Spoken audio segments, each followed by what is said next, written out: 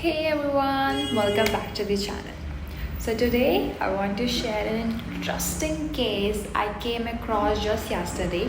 A teenage patient came in with some unusual symptoms and it turned out to be a condition called myotonia congenita. Before we dive into the details, let me show you a short video that demonstrates what this condition looks like in real life.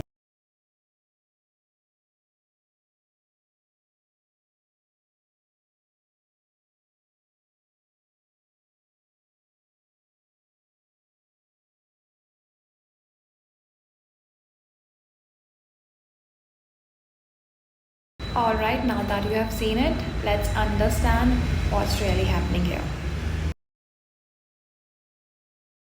First, let's talk about myotonia. So, myotonia means delayed muscle relaxation after contraction. In simple terms, when someone grips something or tries to move, their muscles tighten but they take a few extra seconds to relax again. For example, if a person shakes your hand, they might find it difficult to let go right away. That's myotonia. Interestingly, this stiffness often improves with repeated movements, something we call the warm-up phenomena. Myotonia congenita is a genetic muscle disorder caused by a mutation in the CLCN1 gene. This gene controls chloride channels in muscle cells, tiny gates that help muscle relax after contracting. When these channels don't work properly, the muscle fibers stay electrically active for longer than they should, causing stiffness and delayed relaxation. So there are two main types of myotonia congenita. Thomson disease, this one is autosomal dominant and tends to be milder.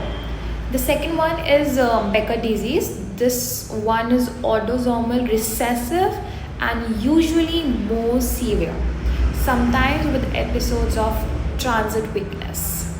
Both types are caused by problems in the same gene, but the inheritance pattern makes the symptoms differ. Okay, so we'll talk about the symptoms that patients often notice. So the first, muscle stiffness, especially after rest or sudden movement. Second, difficulty relaxing their grip. Muscle that look unusually strong or bulky, that's muscle hypertrophy. There is the stiffness that gets better the more they move. Becker type, some may also experience short periods of muscle weakness after exertion. Doctors usually diagnose myotonia congenita based on the clinical history and physical exams. So the first we took is electromyography EMG, which shows repetitive muscle discharges, and genetic testing to confirm the CLCN1 mutation. In some cases, a muscle biopsy might be done, but genetic testing is usually enough. There's currently no cure, but the symptoms can be well managed. The main treatment is a medication called Mexiltine, which helps the muscle relax faster. Other options include lamotrigine or carbamazepine. Okay, so lifestyle tips can also help, like doing a light warm-up before physical activity and avoiding cold environment which make stiffness worse. The good news is myotonia congenita doesn't shorten life expectancy. Most people can lead completely normal lives with just some minor adjustments. It's a lifelong condition but not progressive one. So that's a quick overview of myotonia congenita, a fascinating example of how a tiny gene mutation can have a big impact on muscle function.